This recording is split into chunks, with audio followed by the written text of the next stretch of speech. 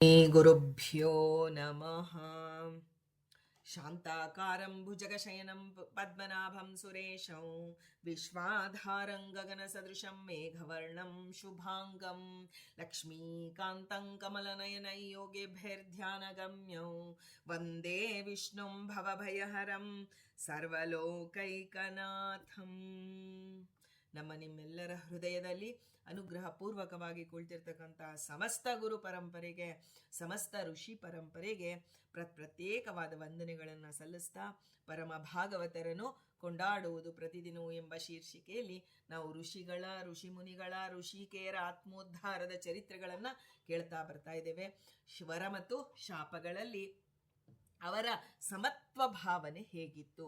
ಭಗವಂತನ ಅನುಗ್ರಹ ಪಡೆದವರು ಅಪರೋಕ್ಷ ಜ್ಞಾನಿಗಳಾಗಿರ್ತಾರೆ.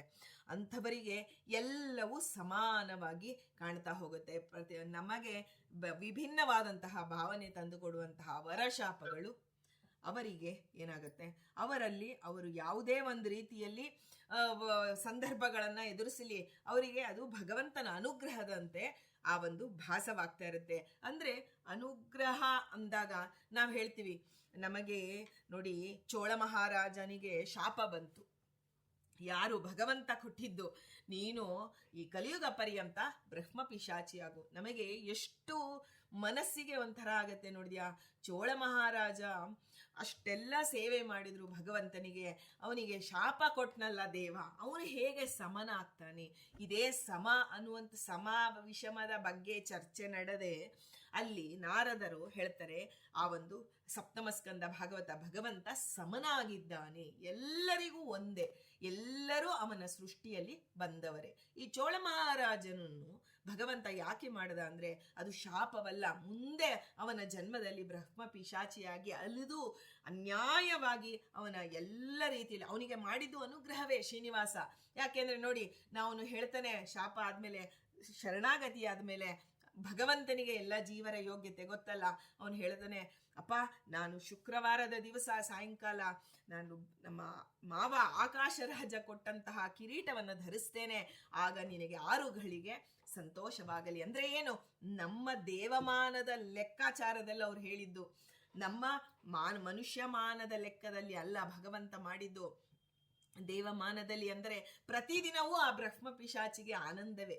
ನೋಡಿ, ಬ್ರಹ್ಮ ಪಿಶಾಚಿ ಅಂದರೆ ಹಸಿವು, ನೀರಡಿಕೆಯಿಂದ ಪ್ರತಿ ಕ್ಷಣದಲ್ಲಿ ನೋವು ತಿನ್ನುವಂತಹ ಜನ್ಮ.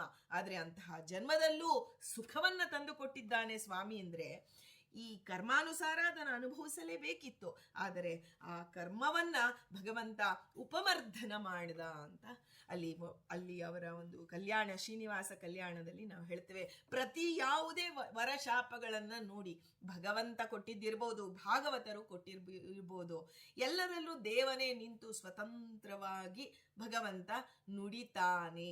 ಕೆಲವೊಮ್ಮೆ ಎಲ್ಲವೂ, ಈಗ ನೋಡಿ ನಮ್ಮ ಮನಸ್ಸಿನಲ್ಲಿ ಏನೇನಿದೆ ಅದೇ ನಮ್ಮ ಮಾತಾಗಿ ಹೊರಗೆ ಬರುತ್ತೆ.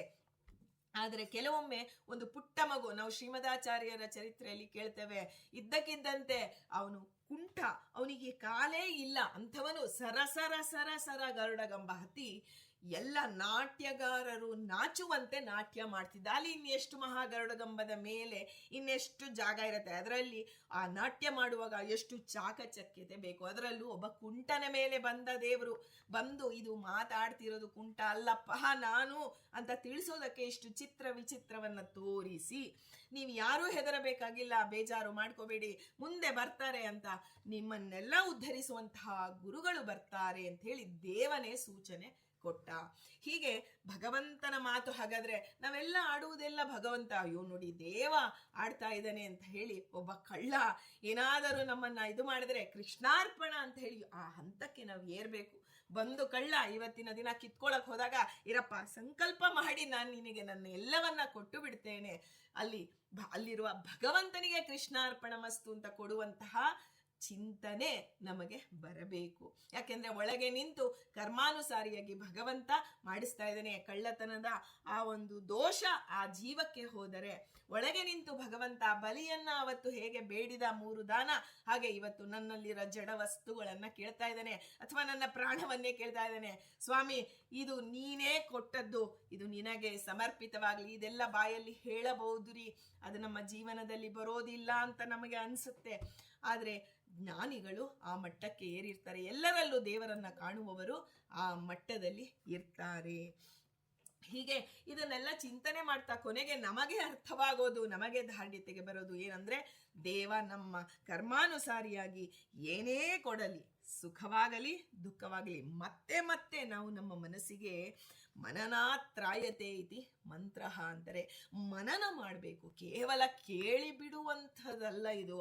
ಮನನ ಅಂದ್ರೆ ಮತ್ತೆ ಮತ್ತೆ ಮತ್ತೆ ಮತ್ತೆ ಅದೇ ವಿಷಯವನ್ನ ನಮಗೆ ಹೇಳ್ತೀವಿ. ಯಾಂತ್ರಿಕತೆ ಬರುತ್ತಲ್ರಿ. ಒಂದು ಕೃಷ್ಣ ಮಂತ್ರವನ್ನೇ ಒಂದು 10 ಸಲ ಹೇಳುವಾಗ್ಲೇನೆ ನಮಗೆ ಒಂದು ಅರ್ಥವನ್ನ 10 ಸಲ ಚಿಂತನೆ ಮಾಡಿಕೊಂಡು ಮಾಡೋ ಹೊತ್ತಿಗೆ ಏನೋ ಬೆಟ್ಟ ತಲೆ ಮೇಲೆ ಇಟ್ಕೊಂಡಷ್ಟು ರೀತಿಯಲ್ಲಿ ಆಡ್ತಾ ಇರ್ತೇವೆ. ಅದೆಲ್ಲ ಯಾಂತ್ರಿಕತೆ ರೀ. ಸುಮ್ಮನೆ ಏನೋ ಹೇಳ್ತಾರೆ ಅನ್ನುವಂತಹ ನಾಸ್ತಿಕತೆಗೂ ನಾವು ಹೋಗಿಬಿಟ್ಟಿರ್ತೇವೆ. ಆದರೆ ನಿಜವಾಗಿ ನಮಗೆ ಮನಸ್ಸಿಗೆ ಧಾರ್ಢ್ಯತೆ ಬರಬೇಕಾದ್ರೆ ಪದೇ ಪದೇ ಆ ವಿಚಾರವನ್ನ ಮತ್ತೆ ಮತ್ತೆ ಮನನ ಮಾಡಬೇಕು. ಮನನ ಹೇಗೆ ಮಾಡೋದು? ಅದಕ್ಕೆ ಭಗವಂತ ಇಷ್ಟೆಲ್ಲ ಸೌಲಭ್ಯವನ್ನ ಕೊಟ್ಟಿದ್ದಾರೆ. ಇಡೀ ಮಹಾಭಾರತ, ರಾಮಾಯಣ, ಭಾಗವತ ಎಲ್ಲದರಲ್ಲಿ ಬೇರೆ ಬೇರೆ ವ್ಯಕ್ತಿಗಳ, ಯಾಕೆಂದ್ರೆ ಒಂದೇ ರೂಪದಿಂದ ದೇವ ನಮ್ಮನ್ನ ಉದ್ಧಾರ ಮಾಡಬಹುದಿತ್ತು. ಆದರೂ ಯಾಕೆ ಅನಂತ ರೂಪಗಳನ್ನ ತೆಗೆದುಕೊಂಡು ನಮ್ಮನ್ನು ಉದ್ಧಾರ ಮಾಡ್ತಾನೆ ಅಂದ್ರೆ ಅವನಿಗೆ ಗೊತ್ತಿದೆ ನಾವು ಯಾಂತ್ರಿಕತೆಯಲ್ಲಿ ಸಿಕ್ಕಿ ಬಿಡ್ತೇವೆ. ಒಂದೇ ರೂಪ ಅಂದಾಗ ನಾವು ಎಂತಹ ಶ್ರೀನಿವಾಸನ ಮುಂದೆ ನಿಮ್ಮನ್ನ 3/4 ಗಂಟೆ ಕರ್ಕೊಂಡು ಹೋಗಿ ಕೂಡ್ಸಿದ್ರು, ನಾವು ಒಂದು ನಿಮಿಷನೋ 30 ಸೆಕೆಂಡೋ ನಾವು ನೋಡ್ತೇವೆ. ನೋಡಿದ ತಕ್ಷಣ ಮನಸ್ಸಿಗೆ ಅಯ್ಯೋ ನನ್ನ ಮಕ್ಕಳನ್ನ ಕರ್ಕೊಂಡು ಬರ್ಬೇಕಾಯ್ತು, ನನ್ನ ಗುರು, ಮತ್ತೆ ಅದು ಸಂಸಾರದ ಕಡೆ, ಜೀವ ಜಡಗಳ ಕಡೆನೇ ಮನಸ್ಸು ಎಳಿತಾ ಇರುತ್ತೆ. ಹೇಳೋದು ನಾವು ದೇವನನ್ನ ನೋಡಿದ್ವಿ ರೀ, ಅಲ್ಲಿರ್ತಕ್ಕಂಥ 3/4 ಗಂಟೆ ನಾವು ದೇವನನ್ನ ನೋಡ್ತೀವ, ಕೇವಲ ಪ್ರತಿಮೆ ಅನ್ಸ್ಬಿಡ್ತಾನೆ. ದೇವ ಅಷ್ಟು ಸುಲಭವಾಗಿ ಹೊರಗಿನಿಂದ ಕಂಡಂತೆ ಒಳಗೆ ಕಾಣೋದಿಲ್ಲ. ನಮಗೆ ಅಪರೋಕ್ಷ ಜ್ಞಾನ ಬರಬೇಕಾದರೆ ಒಳಗೆ ಇರುವ ಭಗವಂತನನ್ನ ನಾವು ನೋಡ್ಬೇಕು. ಎಷ್ಟು ತೀರ್ಥಕ್ಷೇತ್ರ ಯಾತ್ರೆಗೆ ಹೋಗಿ ಎಷ್ಟು ನಮ್ಮ ಕಾಲನ್ನ ಸವೆಸಿದರೂ ಭಗವಂತ ಹೃದಯದೊಳಗೆ ಕಾಣೋದಿಲ್ಲ. ಎಂತಹ ಕ್ಷೇತ್ರಮೂರ್ತಿಯ ಅನುಗ್ರಹವನ್ನು ನಾವು ಪಡೆದರೂ ಒಳಗೆ ಬಿಂಬರೂಪಿ ಭಗವಂತನ ಅನುಗ್ರಹಕ್ಕೆ ಅದು ಕಾರಣವಾಗತ್ತೆ ಹೊರತು ಅದು ನಮಗೆ ಮೋಕ್ಷವನ್ನ ತಂದು ಕೊಡೋದಿಲ್ಲ. ಹೀಗಿದ್ದಾಗ ಅದಕ್ಕೆ ಕ್ಷೇತ್ರಜ್ಞ ಯೋಗ 13ನೇ ಅಧ್ಯಾಯ ಭಗವದ್ಗೀತೆಯನ್ನ ಪ್ರತಿದಿನ ಅದರ ಅರ್ಥವನ್ನ ಚಿಂತನೆ ಮಾಡಬೇಕು. ಕ್ಷೇತ್ರಜ್ಞ ಪ್ರೀಯತಾಮ್ ಅಂತ ಭಗವಂತ ಈ ಕ್ಷೇತ್ರದಲ್ಲೂ ನೀನೇ ಇದೆಯಾ, ಕ್ಷೇತ್ರಜ್ಞನಾಗಿಯೂ ನೀನೇ ಇದೆಯಾ, ಹೀಗೆ ಇರುವ ನೀನು ನನ್ನನ್ನು ರಕ್ಷಣೆ ಮಾಡು ಅಂದ್ರೆ ನಾನು ಬೇರೆ, ಆ ನನ್ನ ದೇಹ ಬೇರೆ. ಮೊದಲು ಜೀವ ಜಡಗಳು ಬೇರೆ, ಆಮೇಲೆ ಜಡ ಈಶ ಬೇರೆ. ಈ ಪಂಚಭೇದಗಳನ್ನ ನಾವು ಎಲ್ಲ ಚರಿತ್ರೆಗಳಲ್ಲಿ ನಾವು ನೆನಪಿಗೆ ತಂದುಕೊಳ್ಬೇಕು, ಮತ್ತೆ ಮತ್ತೆ ನೆನಪಿಗೆ. ಅದಕ್ಕೆ ನೋಡಿ ಹೋದವರ ಚಿತ್ರ ಪಟವನ್ನ ಹಾಕಿ ಒಂದು ಫೋಟೋ ಮಾಡಿ ನಾವು ಗೋಡೆಗೆ ಹಾಕೊಂಡಿರ್ತೀವಿ. ನಾವೆಲ್ಲ ಎಂತ ಜನ ಅಂದ್ರೆ ಕೃತಜ್ಞರು. ಎಲ್ಲ ಅವನ ಹೇಗಿದ್ದ ಅನ್ನೋದನ್ನೇ ನಾವು ಮರೆತೇ ಬಿಡ್ತೇವೆ. ಅವನ ಗುಣಗಳು ನಮಗೆ ನೆನಪಾಗಬಹುದೇ ಹೊರತು ಅವನ ರೂಪ ನಮಗೆ ಮರೆಯಾಗ್ತಾ ಹೋಗುತ್ತೆ. ತಾಯಿ ತಂದೆಯರು ಅವತ್ತು ನಮಗೆ ಹೇಗಿದ್ರು, ನಾವು ಚಿಕ್ಕವರಲ್ಲಿ ನಮ್ಮ ಅಪ್ಪ ಅಮ್ಮನ ಹೇಗೆ ನೋಡಿದ್ವಲ್ಲ ಅದಷ್ಟೇ ನಮಗೆ ನೆನಪು ಬರೋದು. ದೊಡ್ಡವರಾದ್ಮೇಲೆ ನಮಗೆ ಕೃತಜ್ಞತೆ ಅದು ಮೈಗೂಡಿಸಿಕೊಂಡು ಬರ್ತಾ ಹೋಗುತ್ತೆ. ನೂರಾರು ವಿಷಯಗಳು ನಮ್ಮ ದೇಹದಲ್ಲಿ ಮನಸ್ಸಿನಲ್ಲಿ ಬಂದು ಸೇರಿರುತ್ತೆ. ಅದಕ್ಕಾಗೆ ಫೋಟೋ ತಗ್ಲಾಕೋತಾರೆ. ಅಟ್ಲೀಸ್ಟ್ ಅದನ್ನ ನೋಡಾದ್ರೂ ನೀನು ನಿನ್ನ ತಂದೆ ತಾಯಿ ನಿಮಿತ್ತ ನಿನ್ನ ತಂದೆ ತಾಯಿನ ನೆನಪು ಮಾಡಿಕೋ ಅಂತ ಹೇಳಿ, ಹೀಗೆ ನಾವು ಜ್ಞಾನಿಗಳ ಪಾದವನ್ನ ಹಿಡಿದಾಗಲೇ ನಮಗೆ ಜ್ಞಾನ ಬರೋದು, ಜ್ಞಾನದಿಂದಲೇ ಮೋಕ್ಷ ಬರೋದು ಅಂತ ಅಂದಾಗ ಜ್ಞಾನಕ್ಕಾಗಿ ನಾವು ನಮ್ಮ ದಿನದಲ್ಲಿ ಹೆಚ್ಚಿನ ಸಮಯವನ್ನ ಜ್ಞಾನ ಸಂಪಾದನೆಗೆ ಮೀಸಲು ಇಡು. ಈಗ ನಮ್ಮ ಹತ್ರ ಇರುವ ಸಂದರ್ಭದಲ್ಲಿ ಈಗ ನಾವು ಎಷ್ಟು ಇದೆಯೋ ಅಷ್ಟರಲ್ಲಿ ನಮ್ಮ ಜೀವನ, ನಮಗೆ 1 ಗಂಟೆ ಬಿಡುವು ಸಿಗ್ತಾ, ಅರ್ಧ ಗಂಟೆ ಬಿಡುವು ಸಿಗ್ತಾ, ಅದರಲ್ಲಿ ನಾವು ಕರ್ಮಕ್ಕಿಂತ ಜ್ಞಾನವನ್ನು ಸಂಪಾದನೆ ಮಾಡಿ ಬಿಡೋಣ. ಇವತ್ತು ಸಂಪಾದನೆ ಮಾಡೋಣ, ಮುಂದಿನ ಜನ್ಮದಲ್ಲಾದರೂ ಅದು ಅನುಷ್ಠಾನಕ್ಕೆ ಬರುತ್ತೆ. ಒಂದೇ ಬಾರಿಗೆ ಜ್ಞಾನ, ಆ ಒಂದು ಅನುಷ್ಠಾನ ಅನುಸಂಧಾನಗಳು ನಮಗೆ ಬರೋದು ಕಷ್ಟ ಆಗತ್ತೆ ಅಂತ ಹೇಳ್ತಾರೆ ಶಾಸ್ತ್ರ ಹೇಳುತ್ತೆ. ಅದಕ್ಕಾಗಿ ಈ ಥರ ವಿಭಿನ್ನವಾದ ರೀತಿಯಲ್ಲಿ ನಾವು ಧಾರ್ಢ್ಯತೆಗಾಗಿ ಇಷ್ಟೆಲ್ಲ ಕೇಳ್ತಿದ್ದೇವೆ ಅನ್ನೋದನ್ನ ಮನಸ್ಸಿಗೆ ದೃಢ ಮಾಡಿಕೊಂಡು ಈಗ ಸಂದರ್ಭವನ್ನ ನೋಡೋಣ. ಮಹಾಭಾರತದ ಆದಿಪರ್ವದಲ್ಲಿ ಈ ಒಂದು ಚರಿತ್ರೆ ಬರುತ್ತೆ. ಸುಂದೋಪಸುಂದರಿಗೆ ಬ್ರಹ್ಮದೇವರ ಶಾಪವಾಯಿತು.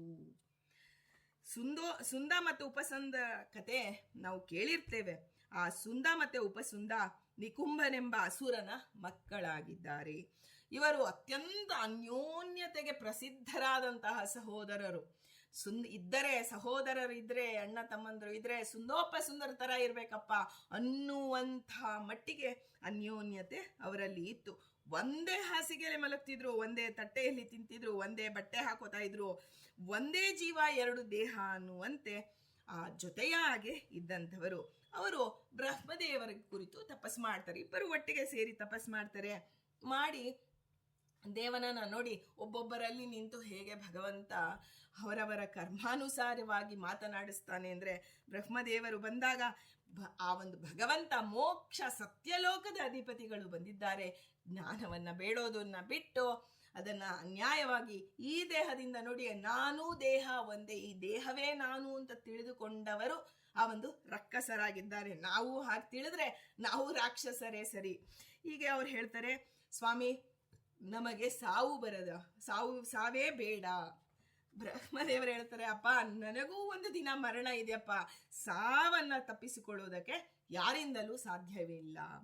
ಆಗ ಅವ್ರು ಹೇಳ್ತಾರೆ, ಹಾಗಾದ್ರೆ ನಾವು ಎಷ್ಟು ಅನ್ಯೋನ್ಯತೆಯಿಂದ, ಅವ್ರಿಗೆ ತಮ್ಮ ಅನ್ಯೋನ್ಯತೆಯ ಮೇಲೆ ನಂಬಿಕೆ, ದೇವನ ಮೇಲೆ ನಂಬಿಕೆ ಇಲ್ಲ, ಅನ್ಯೋನ್ಯತೆಯ ಮೇಲೆ. ಅಂದ್ರೆ ನಾವು ಹೇಳ್ತಿರ್ತೀವಿ ನೋಡಿ, ನಮ್ಮ ಮನಸ್ಸು ಬುದ್ಧಿನ ನಂಬೇಡಿ, ನೋಡಿ ನಮಗೇನ್ ಬಿಡಿ ಪಿನ್ನು, ಆ ಬ್ಯಾಂಕ್ದು ATM ಕಾರ್ಡ್ದು ಪಿನ್ನು ಅವೆಲ್ಲ ನಮಗೆ ನೆನಪಿರತ್ರಿ, ಅದನ್ನೇನು ಬರ್ದಿಡೋದು ಅಂತೀವಿ.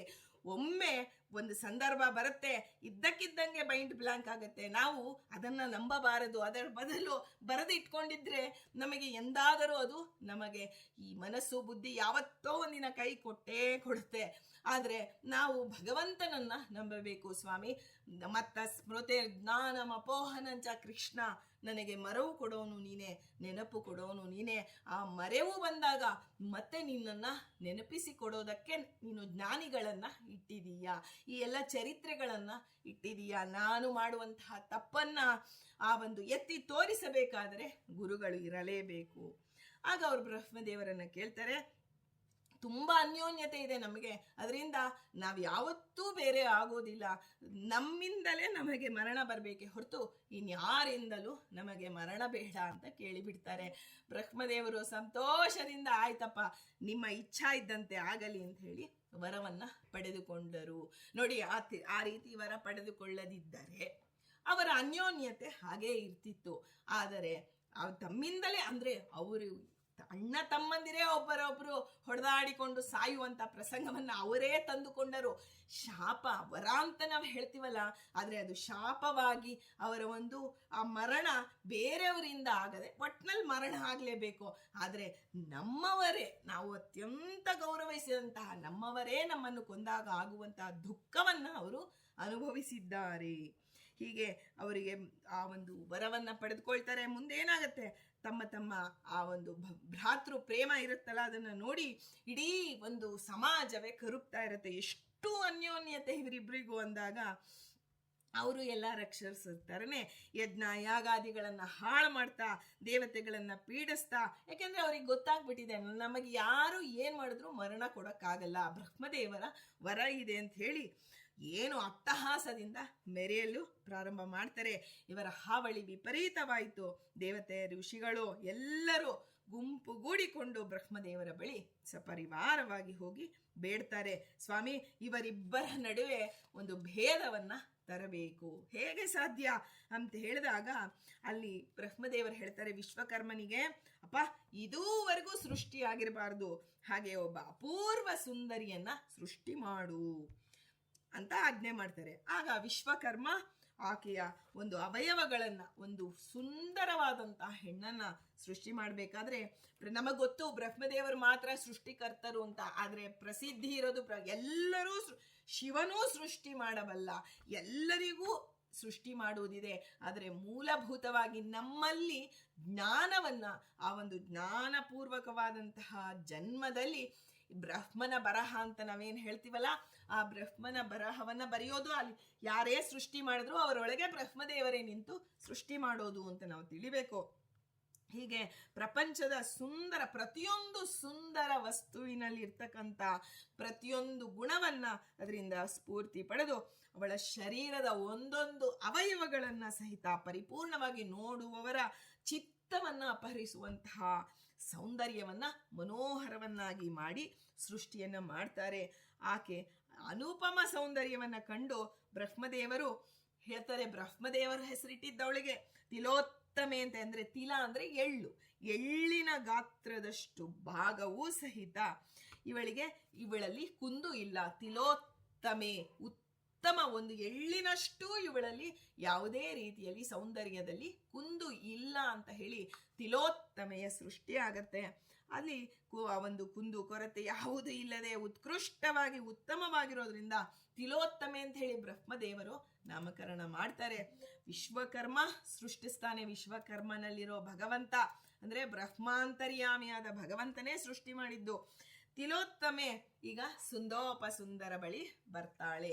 ಆಸ್ತಿಯಲ್ಲಿ ಜಗಳ ಬಂದಿಲ್ಲ, ಯಾವುದೇ ಊಟದಲ್ಲಿ ಬಂದಿಲ್ಲ, ವಿಹಾರದಲ್ಲಿ ಬಂದಿಲ್ಲ, ಯಾವುದರಲ್ಲೂ ಇದುವರೆಗೂ ಭೇದ ಬರದೇ ಇದ್ದಿದ್ದು.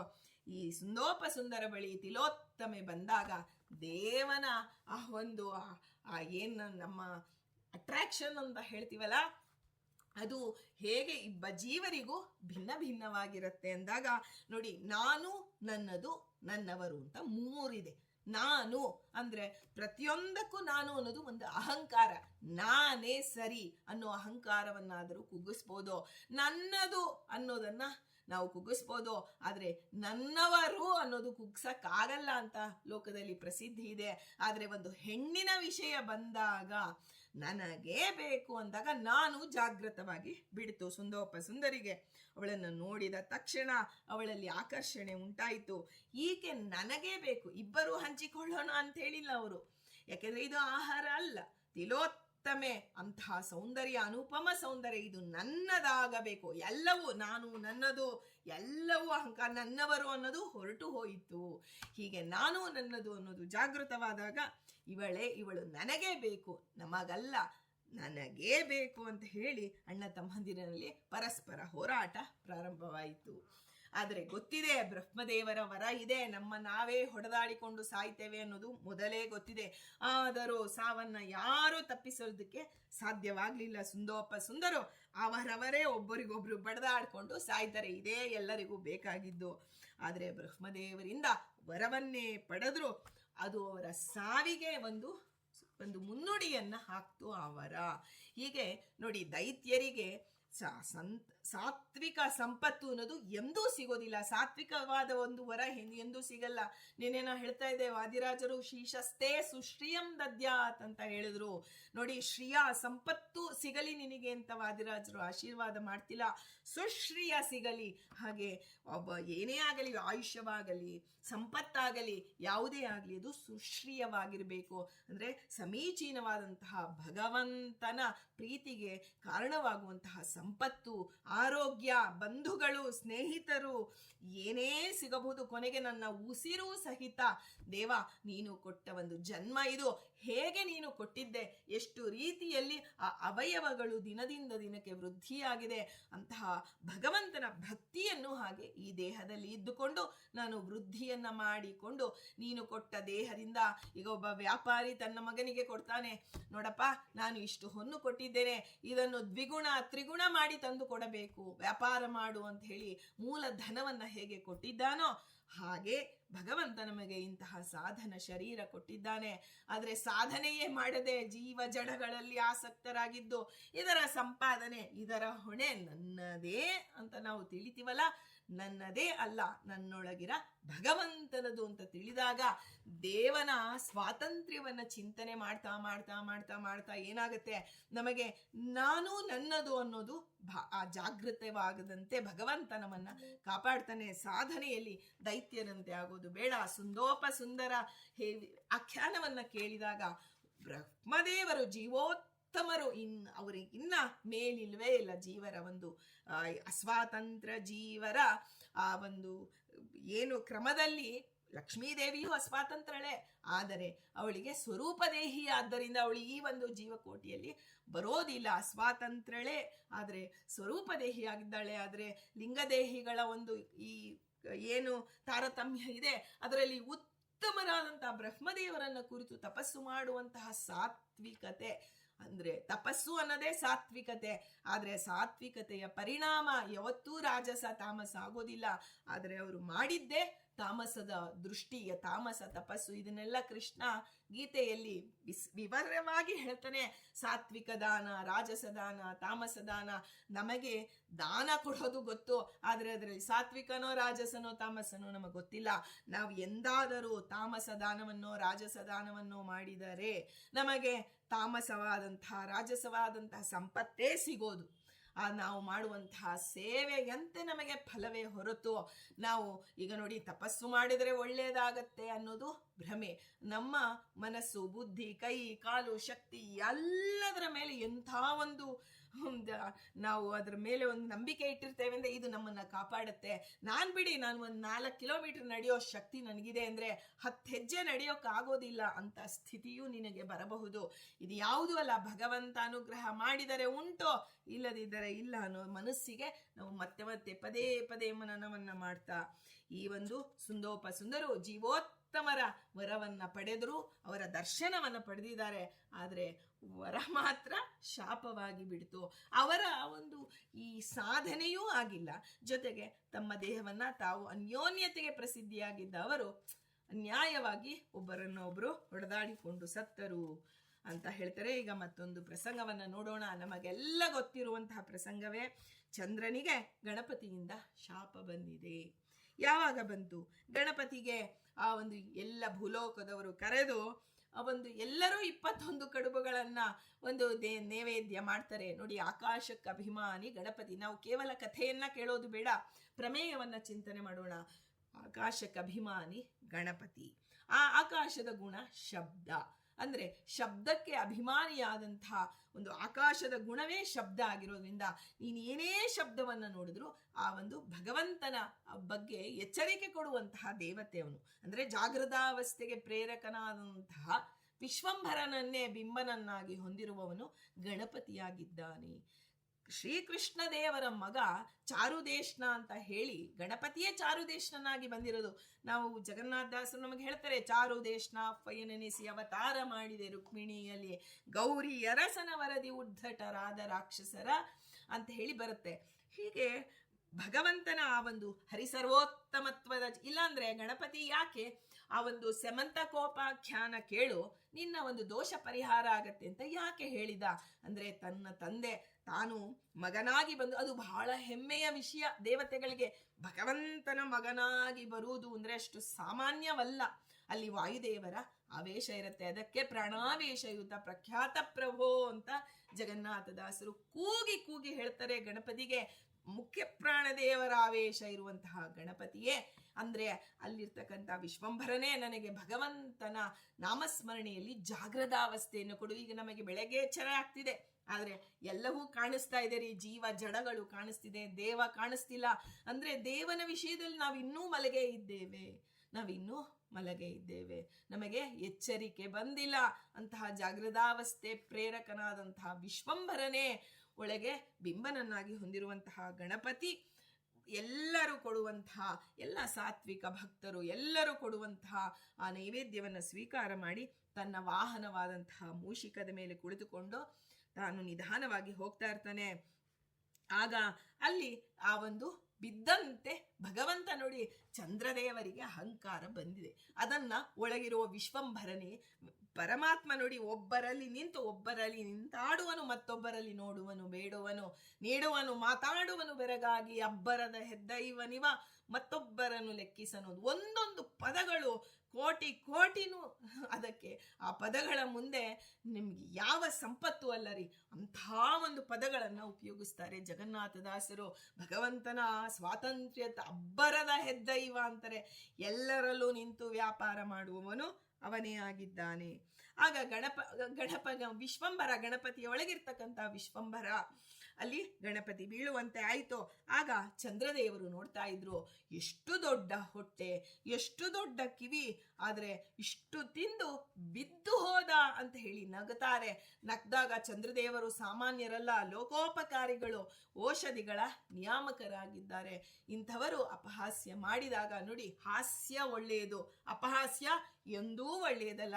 ಯಾರೋ ಒಬ್ಬರು ಬಿದ್ದಾಗ ನಾವು ಅಪಹಾಸ್ಯ ಮಾಡಿದರೆ ಅದಕ್ಕಿಂತ ಘೋರವಾದಂತಹ ಪರಿಸ್ಥಿತಿ ನಮಗೆ ಬರುತ್ತೆ. ಆಗ ನೂರಾರು ಜನ ಯಾವ ಸಾತ್ವಿಕರು ನಮ್ಮ ಸಹಾಯಕ್ಕೆ ಬರೋದಿಲ್ಲ. ಎಲ್ಲರಿಂದಲೂ ನಮಗೆ ಅಪಮಾನಕ್ಕೊಳಗಾಗುವಂತಹ ಸ್ಥಿತಿ ನಮಗೆ ಬರುತ್ತೆ ಅನ್ನೋದನ್ನ ಎಚ್ಚರಿಕೆಯ ಮೂಲಕ ಭಗವಂತ ಇದನ್ನ ತೋರಿಸ್ತಾ ಇದ್ದಾನೆ.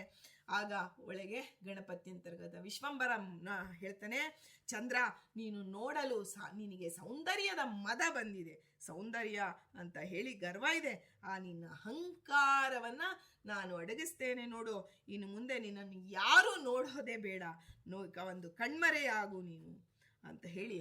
ಅಂದ್ರೆ ಕತ್ತಲು ನಿನ್ನ ಕತ್ತಲೆಗೆ ಬೆಳಕು ಕೊಡುವಂತಹ ಚಂದ್ರ ಪರೋಪಕಾರಿ ದೇವತಾ.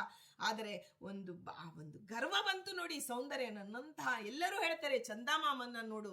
ಆ ಒಂದು ನೇರವಾಗಿ ಮನಸ್ಸಿಗೆ, ಮಗು ತುಂಬಾ ಅಳತಿದ್ರೆ ನಾವು ಹೇಳ್ತೀವಿ, ಹಿಂದಿನವರೆಲ್ಲ ಹೇಳ್ತಿದ್ರು, ತುಂಬಾ ನಮಗೇನು ಮಾಡಿದ್ರು ಆ ಮಗುನ ಸುಧಾರ್ಸಕ್ಕಾಗಿಲ್ಲ ಅಂದ್ರೆ ಒಂದು ಮೊಸರನ್ನ ನೈವೇದ್ಯ ಮಾಡು, ಎತ್ತರದ ಪ್ರದೇಶಕ್ಕೆ ಹೋಗಿ ಆ ಪೂರ್ಣ ಚಂದ್ರನನ್ನ ನೋಡಿ ಆ ಒಂದು ಮೊಸರನ್ನ ನೈವೇದ್ಯ ಮಾಡು ಮಕ್ಕಳು. ಯಾಕೆಂದ್ರೆ ಇಂಜೆಕ್ಷನ್ ಇದ್ದಂಗೆ ಮನಸ್ಸಿಗೆ ಅಭಿಮಾನಿ ಚಂದ್ರದೇವರು. ನೀನು ಚಂದ್ರದೇವರನ್ನ ಸ್ತೋತ್ರ ಮಾಡಿದರೆ ಅವಳಿಗೆ ಮನಸ್ಸಿಗೆ ಸಮಾಧಾನ, ಏನೋ ಕಿರಿಕಿರಿ ಆಗ್ತಿದೆ ಮನಸ್ಸಿಗೆ, ಹಾಗಾಗಿ ಮಗು ಅಳುತ್ತಾ ಇದೆ. ಆದ್ರೆ ಆ ಮನಸ್ಸನ್ನ ಚಂದ್ರನನ್ನ ಚಂದಮಾಮ ನೋಡು ಅಂತ ಹಿಂದಿನವ್ರು ಏನ್ ಸುಮ್ಮನೆ ತೋರಿಸ್ತಿದ್ರ? ಏನೋ ಒಂದು ಸೂರ್ಯನ್ ನೋಡು ಅಂತ ಯಾರು ತೋರಿಸಿಲ್ಲ, ಆದ್ರೆ ಚಂದ್ರನ್ ನೋಡು ಅಂತ ಯಾಕೆ ತೋರಿಸ್ತಾರೆ ಅಂದ್ರೆ ಆ ಚಂದ್ರ ಮನಸ್ಸಿಗೆ ಅಭಿಮಾನಿ ದೇವತೆ.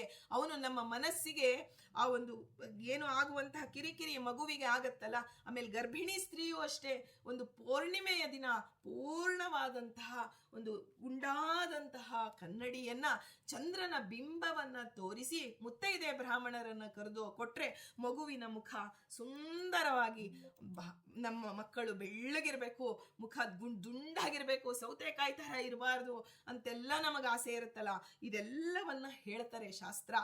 ಇಷ್ಟೆಲ್ಲ ನಿನಗೆ ಒಂದು ಸೌಂದರ್ಯದ ಗರ್ವ ನೋಡಿ, ಯಾವುದೇ ಆಗಲಿ ಯಾವುದರಿಂದಲೂ ಅಹಂಕಾರ ಗರ್ವ ಬಂದ್ರೆ ದೇವರು ಅದನ್ನ ಸಹಿಸೋದಿಲ್ಲ. ಅದು ಅಜ್ಞಾನ. ಯಾಕೆ ಸಹಿಸೋದಿಲ್ಲ ಅಂದ್ರೆ ಅದು ಜ್ಞಾನ, ಯಥಾರ್ಥ ಜ್ಞಾನ. ಯಾವುದು? ಚಂದ್ರನಿಗೆ ಯಾರು ಕೊಟ್ರು? ಚಂದ್ರವಂಶದಲ್ಲಿ ಆ ಒಂದು ಬಂದಂತಹ ಭಗವಂತ, ಸೂರ್ಯವಂಶದಲ್ಲಿ ರಾಮ ಬಂದ, ಕೃಷ್ಣ ಚಂದ್ರವಂಶದಲ್ಲಿ ಬಂದಿದ್ದು. ಇಲ್ಲ ಅಂದ್ರೆ ಯಾಕೆ ಸೆಮಂತಿಕೋಪವನ್ನೇ ಕೇಳು ಅಂದ್ರೆ ನೀನು ಚಂದ್ರನೇ ಮೂಲ ಪುರುಷ ಇರ್ಬೋದಪ್ಪ ಚಂದ್ರವಂಶಕ್ಕೆ, ಆದ್ರೆ ಭಗವಂತ ದೇದೀಪ್ಯಮಾನನಾಗಿ ಕೃಷ್ಣ ಇದ್ದಾನೆ. ನೀನು ಅವನ ಚರಿತ್ರೆಯನ್ನ, ಭಗವಂತ ಸರ್ವೋತ್ತಮನೇ ಹೊರತು ಅವನು ಕೊಟ್ಟ ಭಿಕ್ಷಾ ಅಷ್ಟೇ ಇವೆಲ್ಲ. ಅದು ಅಲ್ಲದೆ ಇದೇನು ಶಾಶ್ವತವಾದದ್ದಲ್ಲ. ನಿನ್ನದು ಚರಮ ಶರೀರ ಅಂದ್ರೆ ನಿನ್ನದು ಏನು ಒಳಗಡೆ ಲಿಂಗದೇಹ ಇದೆ, ಈ ದೇಹವನ್ನ ನೀನು ಎಷ್ಟೇ ಸೌಂದರ್ಯ ಆಗ್ಲಿ ಬಿಟ್ಟೆ ನೀನು ಮುಂದೆ ಸಾಧನೆಗೆ ಹೋಗ್ಬೇಕಾಗಿದೆ. ಭಗವಂತನಂತೆ ನೀನು ಸ್ವತಂತ್ರನೂ ಅಲ್ಲ, ಲಕ್ಷ್ಮೀದೇವಿಯಂತೆ ಸ್ವರೂಪ ದೇಹಿಯೂ ಅಲ್ಲ. ಅಂದ ಮೇಲೆ ಇನ್ಯಾಕ ಅಹಂಕಾರ ಅನ್ನೋದು ಆ ಲಿಂಗದೇಹ ಇದ್ದ ಮೇಲೆ ಅದು ಬಂದೇ ಬರುತ್ತೆ. ಅದಕ್ಕಾಗಿ ಅದುವರೆಗೂ ನೋಡಿ ಶಾಪ ಕೊಡ್ತಾನಲ್ಲ ಭಗವಂತ, ನೀನು ಯಾರು ನೋಡದಂತೆ ಆಗಲಿ, ಎಷ್ಟು ಸೌಂದರ್ಯ ಇದ್ರು. ಈಗ 100 ಜನಕ್ಕೆ ಅಡಿಗೆ ಮಾಡಿ ಎಲ್ಲವನ್ನ ಸರಿ, ಬಾಳೆ ಎಲೆಯಿಂದ ಹಿಡಿದು ನೀರಿಂದ ಹಿಡಿದು ಪ್ರತಿಯೊಂದು ಮಾಡಿ ಅಡಿಗೆ ಮನೆಗೆ ಬೀಗ ಹಾಕಿ ಬಾಗ್ಲ ಹಾಕಿ ಬಂದುಬಿಟ್ರೆ ಎಷ್ಟು ವ್ಯರ್ಥವೋ, ಎಲ್ಲ ಸಾಮಾನುಗಳು ಮಾಡಿದಂತಹ ಪರಿಶ್ರಮ ಎಲ್ಲವೂ ಹೇಗೆ ವ್ಯರ್ಥವೋ ಹಾಗೆ ಸೌಂದರ್ಯ ಎಷ್ಟೇ ಇರಬಹುದು, ಆದರೆ ಅದು ಹರಿಪ್ರೀತಿಯಾಗಲಿಲ್ಲ ಅಂದ ಮೇಲೆ ಆ ಸೌಂದರ್ಯಕ್ಕೆ ಬೆಲೆ ಇಲ್ಲ. ಹಾಗಾಗಿ ಯಾರೋ ನಿನ್ನನ್ನು ನೋಡದಂತಾಗಲಿ ಅಂದ್ರೆ ಎಲ್ಲರಲ್ಲಿರೋ ಭಗವಂತ ನಿನಗೆ ಉದಾಸೀನನಾಗಲಿ ಅಂತ ಹೇಳಿ ಒಳಗಿನ ಅರ್ಥ. ಆಗ ಚಂದ್ರನಿಗೆ ತನ್ನ ತಪ್ಪಿನ ಅರಿವಾಯಿತು. ಇದನ್ನೆಲ್ಲ ನಾವು ಕೇಳ್ತೇವೆ ನೋಡಿ. ಒಬ್ಬೊಬ್ಬರಿಗೆ ತಕ್ಷಣ ಅರಿವಾಗತ್ತೆ, ಕೆಲವೊಬ್ಬರಿಗೆ ಜನ್ಮಪೂರ್ತಿ ಆ ತಪ್ಪು ಮಾಡಿದ್ರು, ಯಾರು ಎಷ್ಟೇ ಸರಿ ಹೇಳಿದ್ರು ಅದು ತಪ್ಪು ಅಂತಾನೆ ಅರಿವಾಗಲ್ವಲ್ಲ. ನಮಗೆ ದುಃಖ ಆಗ್ತಿರತ್ತೆ, ಅಯ್ಯೋ ನನ್ನ ಮಕ್ಕಳು ಆ ಮಾಡಿದ ತಪ್ಪನ್ನ ನಾವು ಹೇಳಿದಾಗ ಅದು ತಪ್ಪಲ್ಲ ಸರಿ ಅಂತ ವಾದಿಸ್ತಾರಲ್ಲ, ಇವರಿಗೆ ತಪ್ಪು ಅಂತಾನೆ ಅರಿವಾಗ್ತಿಲ್ವಲ್ಲಪ್ಪ, ನಾನು ಹೇಗೆ ಈ ಒಂದು ಪ್ರಸಂಗವನ್ನ ನಿರ್ವಹಿಸಲಿ ಅಂತ ನೋವಾಗ್ತಾ ಇರುತ್ತೆ. ಆದ್ರೆ ಏನು ಮಾಡಕ್ಕಾಗಲ್ಲ, ಒಳಗಿನಿಂದ ಭಗವಂತ ಜ್ಞಾನವನ್ನ ಕೊಡಬೇಕಷ್ಟೇ.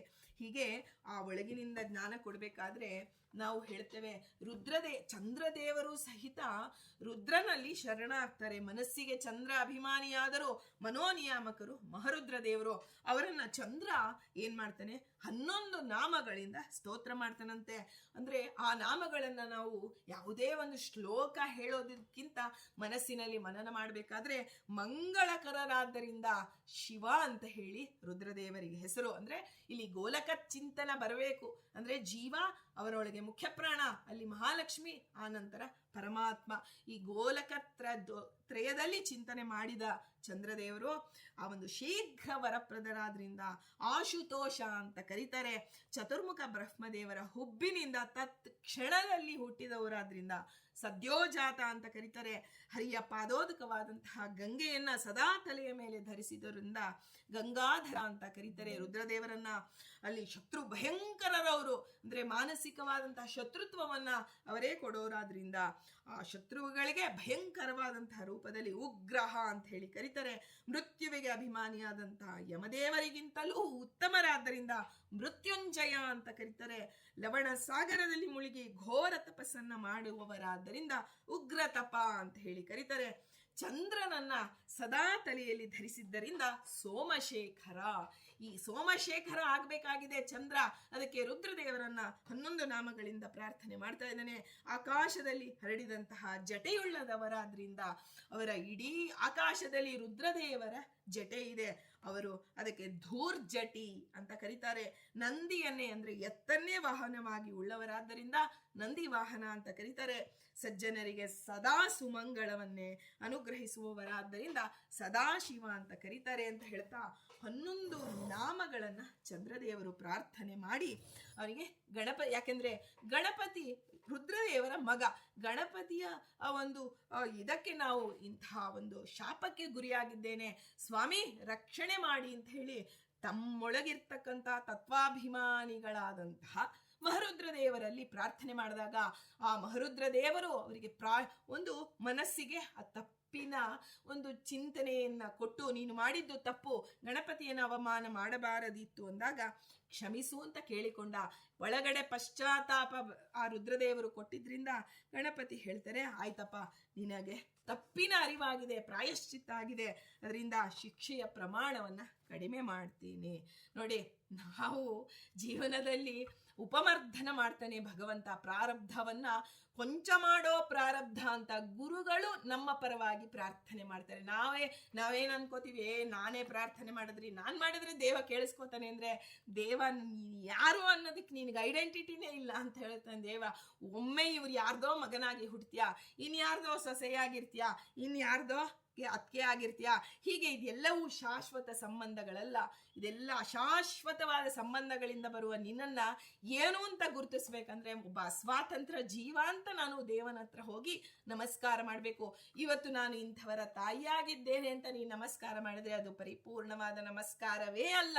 ಯಾಕೆಂದ್ರೆ ಭಗವಂತ ನಿತ್ಯನಾಗಿರುವ ಭಗವಂತನ ಮುಂದೆ ಹೋಗಿ ನಾನು ಅಶಾಶ್ವತವಾದ ಸಂಬಂಧವನ್ನ ಹೇಳಿಕೊಂಡು ನಮಸ್ಕಾರ ಮಾಡಿದರೆ ಅದು ಕೂಡುವುದೇ ಇಲ್ಲ. ಆದರೆ ದೇವ ಕಾರುಣ್ಯದಿಂದ ನಮ್ಮ ನಮಸ್ಕಾರ ತಗೋತಿದ್ದಾನೆ ಹೊರತು ಅಜ್ಞಾನಿಗಳು ಅಂತ ಹೇಳಿ ತಗೋತಾ ಇದ್ದಾನೆ. ಆದರೆ ನಾವು ಇದೇ ಹಂತದಲ್ಲಿರೋದು ಬೇಡ, ಮುಂದಿನ ಹಂತಕ್ಕೆ ಹೋಗೋಣ. ಒಬ್ಬ ಸ್ವಾತಂತ್ರ್ಯ ಜೀವ ಸ್ವಾಮಿ, ಇಂತಹ ಗುರುವಿನ ಶಿಷ್ಯನಾಗಿ ಬಂದಿದ್ದೇನೆ ಅಂದ್ರೆ ಆ ಶಿಷ್ಯತ್ವ ಅನ್ನೋದು ಶಾಶ್ವತವಾದಂತಹ ಸಂಬಂಧ. ಆ ಗುರುವಿನ ಮೂಲಕ ನಾವು ನಮ್ಮನ್ನ ಗುರುತಿಸ್ಕೊಳ್ಳಬೇಕು. ಅದಕ್ಕೆ ನೋಡಿ, ನಮಸ್ಕಾರ ಮಾಡ್ಬೇಕಾದ್ರೆ ನಾವು ಪ್ರವರ ಹೇಳಿ ನಮಸ್ಕಾರ ಮಾಡಪ್ಪ, ನಾನು ನನ್ನದು ಅನ್ನೋದು ಅಹಂಕಾರ ಬಿಟ್ಟು ಇಂತಹ ಋಷಿ ಪರಂಪರೆಯಲ್ಲಿ ನಾನು ಬಂದಿದ್ದೇನೆ ಅಂತ ಹೇಳಿ ಆ ಎಚ್ಚರಿಕೆ ನಿನಗೆ ಇರಬೇಕು ಅಂತ ಹೇಳ್ತಾರೆ. ಆಗ ಗಣಪತಿ ಆ ಒಂದು ಪ್ರಮಾಣವನ್ನ ಕಡಿಮೆ ಮಾಡ್ತಾನೆ. ಅಂದ್ರೆ ವಿಶ್ವಂಭರ ಹೇಳ್ತಾನೆ, ನಿನ್ನ ಮುಖ ದಿನೇ ದಿನೇ ಆ ಒಂದು ಕ್ಷೀಣವಾಗೋದಂತೂ ಖಂಡಿತ, ಆದರೆ ಶುಕ್ಲ ಪಕ್ಷದಲ್ಲಿ ನಿನಗೆ ವೃದ್ಧಿಯಾಗಲಿ, ಕೃಷ್ಣ ಪಕ್ಷದಲ್ಲಿ ನಿನಗೆ ಕ್ಷಯವಾಗತ್ತೆ, ನಿನ್ನ ಸೌಂದರ್ಯ ಅದು ಏನು ಪೂರ್ತಿ ಕಾಣದಂತೆ ಆಗಲಿ ಅಂತ ಹೇಳಿದ್ನಲ್ಲ, ಅದರ ಕಡಿಮೆ ಮಾಡಿದ ಸ್ವಲ್ಪ ಸ್ವಲ್ಪವೇ ಕಾಣದಂತೆ ಆಗಲಿ. ಅಮಾವಾಸ್ಯೆ ಬರೋದಕ್ಕೆ ಚಂದ್ರ ಪೂರ್ತಿ ಕಾಣೋದಿಲ್ಲ ಅಂತಾದ್ರೆ ಚಂದ್ರನ ಕಾಂತಿ ಇದ್ದೇ ಇರತ್ತೆ, ಆದರೆ ನಮಗೆ ಅದು ಕಾಣೋದಿಲ್ಲ. ಹೀಗೆ ಸಂಪೂರ್ಣವಾಗಿ 15ನೇ ದಿನ ಹುಣ್ಣಿಮೆ ಬರೋ ಹೊತ್ತಿಗೆ ನೀನು ಸಂಪೂರ್ಣವಾಗಿ ಹೊಳೆಯುವಂತೆ ಆಗಲಿ. ಆಗ ಈ ಪಶ್ಚಾತ್ತಾಪವನ್ನ ಪರಿಗಣಿಸಿ ಚಂದ್ರದೇವರನ್ನ ರುದ್ರದೇವರು ತಮ್ಮ ಶಿರಸ್ಸಿನಲ್ಲಿ ಇಟ್ರು. ನೋಡಿ, ಬಿದಿಗೆಯ ಚಂದ್ರನನ್ನ ರುದ್ರದೇವರು ತನ್ನ ತಲೆ ಮೇಲೆ ಇಟ್ಕೊಂಡ್ರು. ಯಾಕೆ ಹುಣ್ಣಿಮೆಯ ಚಂದ್ರನನ್ನೇ ಇಟ್ಕೋಬೋದಾಗಿತ್ತಲ್ಲ ಅಂದ್ರೆ, ಬಿದಿಗೆಯ ಚಂದ್ರನಲ್ಲಿ ಬ್ರಹ್ಮದೇವರ ಆವೇಶವಿದೆ. ನಾನು ಎಂದಿದ್ದರೂ ಬ್ರಹ್ಮದೇವರ ಮಗ, ನಾನು ಚಿಕ್ಕವನು, ಬ್ರಹ್ಮದೇವರು ಜೀವೋತ್ತಮರು ಅನ್ನೋದನ್ನ ತಮ್ಮ ಒಂದು ಏನು ಆಕೃತಿಯಲ್ಲೇ ಜಗತ್ತಿಗೆ ಸಾರುವಂತಹ ವೈಷ್ಣವೋತ್ತಮರು ರುದ್ರದೇವರು. ಅಂಥವರನ್ನ ಆ ಒಂದು ಪ್ರತಿದಿನ ನಾವು ಪ್ರಾಯಶ್ಚಿತ್ತ ನಮಗೆ ಬರಬೇಕಾದರೂ ರುದ್ರದೇವರ ಅನುಗ್ರಹವೇ ಬರಬೇಕು. ಆಮೇಲೆ ಚಂದ್ರದೇವರಿಗೆ ಮತ್ತೊಮ್ಮೆ ಸ್ವಲ್ಪ ನಿರಾಳ ಆಗುತ್ತೆ. ಗಣಪತಿ ಹೇಳ್ತಾನೆ ಮುಂದುವರೆದು, ನೀನು ಈ ಚತುರ್ಥಿಯಂದು ಈ ರೀತಿ ನನ್ನನ್ನು ನೋಡಿ ನೀನು ನಕ್ಕಿದ್ಯಾ, ಅಪಹಾಸ್ಯ ಮಾಡಿದ್ಯಾ, ಅದರಿಂದ ನಿನಗೆ ಯಾರಾದರೂ ಚತುರ್ಥಿಯ ದಿನ ನೋಡಿದರೆ ಅವರು ಮಿಥ್ಯಾಪವಾದಕ್ಕೆ ಗುರಿಯಾಗಲಿ. ಅಪವಾದ, ಮಿಥ್ಯಾಪವಾದ ಅಂದರೆ ಏನು? ನೀನೇನೋ ಆ ಥರದ ತಪ್ಪೇ ಮಾಡಿಲ್ಲ, ಆದರೆ ಅಂಥ ತಪ್ಪು ನೀನು ಮಾಡಿದೀಯಾ ಅನ್ನುವಂಥ ಅಪವಾದ ನಿನಗೆ ಬರಲಿ ಅಂದಾಗ ಅದಕ್ಕೂ ಮತ್ತೆ ಗಣಪತಿ ವಿಶಾಪ ಕೊಡ್ತಾರೆ. ಏನಂದ್ರೆ, ನೀನು ಸ್ಯಮಂತ ಕೋಪಾಖ್ಯಾನವನ್ನ ಕೇಳು, ಆಗ ಆ ಒಂದು ಚತುರ್ಥಿ, ಅದು ಭಾದ್ರಪದ ಒಂದು ಶುಕ್ಲ ಚತುರ್ಥಿ ಮಾತ್ರ ಅಂತ ಹೇಳಿ ಅದನ್ನ ಸಂಕೋಚಗೊಳಿಸ್ತಾರೆ. ಇಲ್ಲಾಂದ್ರೆ ಪ್ರತಿ ಚತುರ್ಥಿಯನ್ನ ಚಂದ್ರದೇವರನ್ನು ನೋಡಬಾರದು ಅಂದ್ರೆ ನೋಡ್ತೀವಿ. ಮತ್ತೆ ಎಷ್ಟು ದಿನ ಅಪವಾದಕ್ಕೆ ಎಷ್ಟು ಕರುಣೆ ಇಟ್ಟಿದ್ದಾರೆ ಅಂದ್ರೆ, ನಮ್ಮಂಥವರ ಕಲಿಯುಗದಲ್ಲಿ ಇರ್ತಕ್ಕಂಥ ಮೊದಲೇ ನಮಗೆ ಲಕ್ಷ ಲಕ್ಷ ಅನಂತ ಕರ್ಮಗಳು, ದುಷ್ಕರ್ಮಗಳು ಕೂತಿವೆ. ಅದರ ಜೊತೆಗೆ ಮತ್ತು ಕರ್ಮಗಳು ಬರ್ತಾ ಹೋದ್ರೆ ನಮ್ಮ ಉದ್ಧಾರ ಹೇಗೆ ಅಂತ ಹೇಳಿ ಹಿಂದಿನವರಿಂದ ನಾವು ಬಹಳ ಉಪಕೃತರಾಗಿದ್ದೇವೆ. ಅವತ್ತು ಚಂದ್ರದೇವರು ಗಣಪತಿಯನ್ನ ಪ್ರಾರ್ಥನೆ ಮಾಡಿ ವಿಶಾಪವನ್ನು ಪಡೆದಿದ್ದಕ್ಕೆ ಇವತ್ತು ನಾವು ಚಂದ್ರದೇವರಿಂದ ಉಪಕೃತರು. ಹೇಗೆ ಅಂದ್ರೆ, ಅವತ್ತು ಅವರು ಆ ಶಾಪವನ್ನು ಒಪ್ಪಿಕೊಂಡು ಆ ಶಾಪದಂತೆಯೇ ನಡೀತಾ ಇದ್ರೆ ಪ್ರತಿ ಚತುರ್ಥಿ ನಾವು ನೋಡ್ತಾ ಇದ್ವಿ. ಪ್ರತಿ ಚತುರ್ಥಿ ಬರೀ ನಮ್ಮ ಜೀವನದಲ್ಲಿ ಮಿಥ್ಯಾಪವಾದದಲ್ಲೇ ಮುಳುಗಿ ಹೇಳ್ತಾ ಇದ್ವಿ. ಆದರೆ ಹರಿನಾಮ ಸ್ಮರಣೆ ಅಷ್ಟು ಸುಲಭವಾಗಿ ಯಾರಿಗೂ ಬರೋದಿಲ್ಲ. ಅದು ಹರಿನಾಮ ಸ್ಮರಣೆಗೆ ಹೋಗದಂತಹ ಪಾಪಗಳೇ ಜಗತ್ತಿನಲ್ಲಿ ಇಲ್ಲ. ಕೇವಲ ಆಖ್ಯಾನವನ್ನ, ಕಥೆಯನ್ನ ಕೇಳಿದರೆ ಹೋಗುತ್ತೆ ಅಂತಲ್ಲ. ಭಗವಂತನನ್ನ ಸರ್ವೋತ್ತಮ, ವಾಯುದೇವರು ಜೀವೋತ್ತಮರು ಅನ್ನುವ ಜ್ಞಾನದ ಅರಿವು ನಮಗೆ ಪ್ರತಿನಿತ್ಯದ ಬದುಕಿನಲ್ಲಿ ಬರಬೇಕು. ನಾವು ಕಷ್ಟ ಸರ್ವೋತ್ತಮ ಅಂತ ಹೇಳಿ ಹೋಗ್ತೇವೆ. ಏನೇ ಸ್ವಲ್ಪ ಮನಸ್ಸಿಗೆ ಕಷ್ಟ ಆದ್ರೂ ಇವತ್ತು ಬೇಡ ಬಿಡಿ, ಇವತ್ತು ಕ್ಲಾಸು ಬೇಡ, ಯಾವ ಜೀವನದಲ್ಲಿ ನಮ್ಗೆ ಏನೂ ಬೇಡ, ಊಟವೂ ಬೇಡ, ಅದು ಬೇಡ, ಇದು ಬೇಡ ಅಂತ ಕೂತಿರ್ತೇವೆ. ಆದ್ರೆ ಅದೆಲ್ಲವನ್ನ ಬಿಟ್ಟರೂ ಪರವಾಗಿಲ್ಲ, ಭಗವಂತನ ನಾಮಸ್ಮರಣೆ ನಾವು ಬಿಡಬಾರದು. ಅದು ಹೋಗಿಸುವಂತಹ ಒಂದು ದೊಡ್ಡ ಹಂತದಲ್ಲಿ ನಮಗೆ ಪ್ರಾಯಶ್ಚಿತ್ತವನ್ನ ಮಾಡಿಸುತ್ತೆ ಭಗವಂತನ ನಾಮಸ್ಮರಣೆ. ಅದಕ್ಕಾಗಿ ಆ ಚಂದ್ರವಂಶದಲ್ಲಿ ಬಂದ ಕೃಷ್ಣನನ್ನ, ಅಂದ್ರೆ ನಿನ್ನ ವಂಶದಲ್ಲೇ ಭಗವಂತ ಬಂದಿದ್ದಾನಪ್ಪ, ಅವನ ಚರಿತ್ರೆಯನ್ನ ನೀನು ಕೇಳಿದಾಗ ನೋಡಿ, ಅದನ್ನ ಪ್ರತಿಯೊಂದು ಆ ಗಣಪತಿ ತನ್ನ ಪೂಜೆಯಲ್ಲಿ ಕೃಷ್ಣದೇವರ ಚರಿತ್ರೆಯನ್ನ ಕೇಳುವಂತ ಕಂಪಲ್ಸರಿ ಮಾಡಿಟ್ಬಿಟ್ಟ. ಯಾಕೆ ಅಂದ್ರೆ ಅವನಿಗೆ ಅಷ್ಟು ಕಾರುಣ್ಯ ಗಣಪತಿಗೆ ನಮ್ಮ ಮೇಲೆ. ಇವರೆಲ್ಲರೂ ನನ್ನಪ್ಪ, ನನಗೆ ನನ್ನ ತಂದೆ ತಾಯಿಗಳು ರುಕ್ಮಿಣಿ ಕೃಷ್ಣ, ಹಾಗೆ ಇಂಥ ಭಗವಂತ ಕೃಷ್ಣ ರೂಪವನ್ನ ಸ್ಮರಣೆ ಮಾಡಿ, ನೀ ಕೃಷ್ಣ ಎಂದರೆ ಕಷ್ಟ ಒಂದಿಷ್ಟಿಲ್ಲ, ಕೃಷ್ಣ ಎನ್ನಬಾರದೆ ಅಂತ ಹೇಳ್ತಾರೆ. ನಮಗೆ ರಾಮ ಎನ್ನಬಾರದೆ ಅಂತ ಹೇಳಿಲ್ಲ, ವಾಮನ ಎನ್ನಬಾರದೆ ಅಂತ ಹೇಳಿಲ್ಲ, ಆದ್ರೆ ಕೃಷ್ಣ ಅಂದ್ರೆ ಸ್ವಲ್ಪ ಕಷ್ಟ. ಕೃಷ್ಣ, ರಾಮ ಅನ್ನೋದು ಬಹಳ ಸುಲಭ ರೀ, ಯಾವ ಒಂದು ಅಡೆತಡೆ ಇಲ್ಲದೆ ನಮ್ಮ ಬಾಯಲ್ಲಿ ಬರುತ್ತೆ. ಆದರೆ ಕೃಷ್ಣ ಅನ್ನೋದಿದೆಯಲ್ಲ, ಅದು ಬಹಳ ಸ್ವಲ್ಪ, ಅದು ಹೇಳೋದಕ್ಕೆ, ಅದು ಉಚ್ಚಾರಣೆ, ಆ ವ್ಯಾಕರಣಬದ್ಧವಾಗಿ ಉಚ್ಚಾರಣೆ ಮಾಡುವುದೇ ಕಷ್ಟವಾಗಿದೆ. ಆದರೆ ಪಾಪಗಳಿಗೆ ಭಗವಂತ ಅವನ ನಾಮಸ್ಮರಣೆ, ಹರಿಂ ಪರಂ ಅಂತ ಭಾಗವತದ ಕೊನೆ ಮಾತು ಹೇಳುತ್ತೆ, ನೀನು ಎಲ್ಲ ಪಾಪಗಳಿಗೆ ಆ ಒಂದು ಕೃಷ್ಣ ಮಂತ್ರ. ಅದಕ್ಕೆ ನೋಡಿ, ಸ್ತ್ರೀಯರು ಆಬಾಲ ವೃದ್ಧರು ಜಪ ಮಾಡೋದು ಕೃಷ್ಣ ಮಂತ್ರ.